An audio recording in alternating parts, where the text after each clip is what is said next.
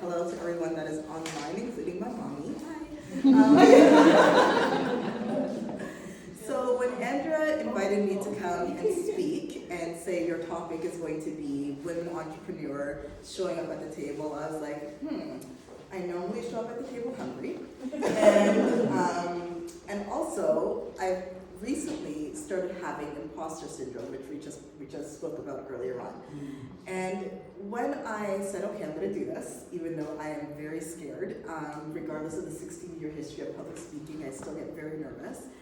I thought about who do I want to show up at the table as, right? And the first person that came to mind is my niece. And my niece is brilliant, she's fearless, she is determined, she is resourceful, she's creative, and every day she shows up in the world as her authentic, audacious, toddler terrorist self. Because my niece is 4 years old. And if you've never been around a toddler, let me just tell you a very quick story. So we went to Niagara Falls for March break. I don't know about you, but for me that was the longest March break ever in life. And I thought on the drive there that she would fall asleep, because normally when she goes in a car, she's like out, right? No, this child asked 1,001 questions every 5 minutes, from are we there little to are we there a lot? I said we're sitting in traffic, we haven't moved, so we're still not there yet. And she just, she's just really inquisitive, right? And so we finally get there, she's all happy, we went to the water park and she had a great time. And one of the things that my niece likes to do is and I take her out often, I call her my little handmaid because she comes with me everywhere. And whenever we go out, she'll always introduce herself. She lets it be known that she's here. And so when people are asking, oh, can I take your name for the table? Her little self should be like, and my name is Bonani, because she wants her name down there as well. And so we're at Niagara Falls, and she did this every time we went somewhere. And then the last day that we were there, we went to IHOP for breakfast. So her and her mom are walking, and I'm walking with my mom. So it was a nice little family trip. And so we get there, she gives her name, we sit in the booth, she takes off her coat and then takes off her hat, and everything is very orderly. And she orders her ginger ale, because that's what she likes her ginger ale.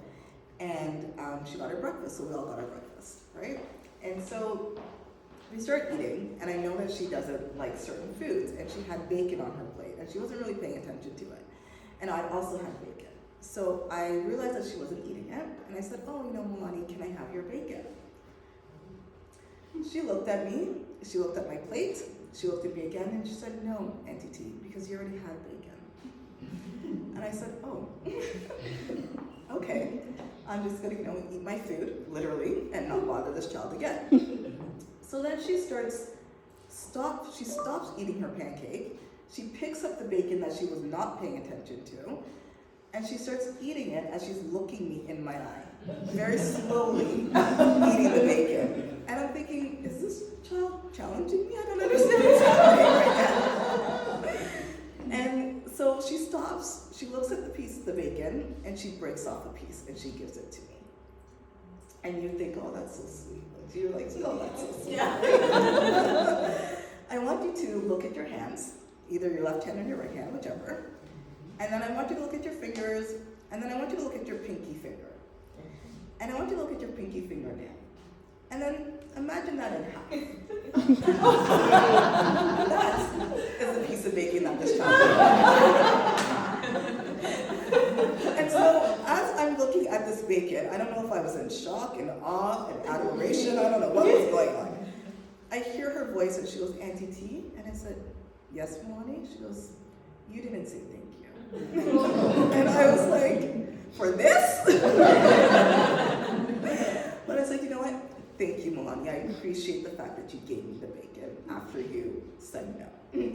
And so, we continue eating, and the bill comes.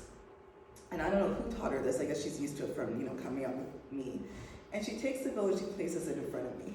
And I said, why did you do that? I said, I'm not paying. And she goes, you pay. And I said, no. And so my sister's like, it's okay, I got it, I'll pay. And I said, perfect. So we wrap up, get our food. It's time to put on her coat and everything, because it's winter time, and she had a whole bunch of stuff. I said, okay, Milani, let's get your stuff together and put on your stuff. She goes, Auntie T, I can't. I'm tired. I don't have any more powers. And I said, well, honey, all you did was eat breakfast. What do you mean? And she goes, I can't do it. I need help. And I said, okay, you know what? We gotta go check out the hotel. I said, let me just help this child. So I put her, her stuff on and everything like that. And we finally get ready to go. And we're walking out and she's like, bye, bye, bye. And I'm just like, this child thinks she is the queen, but she is. And everybody falls in love with her whenever they see her. She's just so adorable. And so when I think about, showing up at the table, that's why she inspires me, because when you meet her, you just can't help but love her. And more importantly, as I mentioned, she's very resourceful.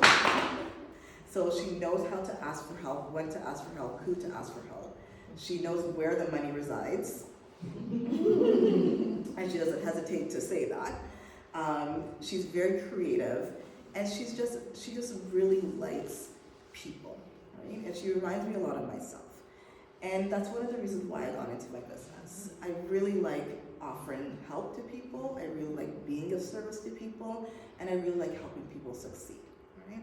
So speaking of succeeding, I do have some resources that I do want to share really quickly, because I often hear, where are the resources, right? And sometimes there's so many, but we don't necessarily know where to look. So for those of you that are here and those of you that are online, I just want to share, there is one, speaking of where the money resides, there's a grant called the RAISE Grant. It's for BIPOC businesses. It's $10,000. You complete the program and you're eligible for $10,000. You just have to be a registered business, a registered or incorporated business. If you are looking for emails, this might have helped you. Hunter.com is a good resource. So one of the things that I would do is I would go on LinkedIn, find people's names, find their companies, but not necessarily be able to access their emails. I would put that information into hunter.com and it will come up with the emails, and I've had a lot of success with that. Another resource, if you have to write proposals and you need research to back up your information, is askwonder.com. So they have researchers that will actually get the information for you within about 24 to 48 hours, and you can use this resource information to put into your proposals, to back up and to make your proposals stronger. There is a fee for that. Most of these are a fee. They have their free and then they have their fee, but that's a really good resource available. Another one is BDC for advice. So for example, how to write a business plan. They're very resourceful, a lot of information there. Networking is another thing. One of the reasons why I'm here is to network and to meet new people. If you are not ready to come out yet, we're just getting out of the pandemic, so I understand if coming out and meeting people is not something that you're necessarily ready for.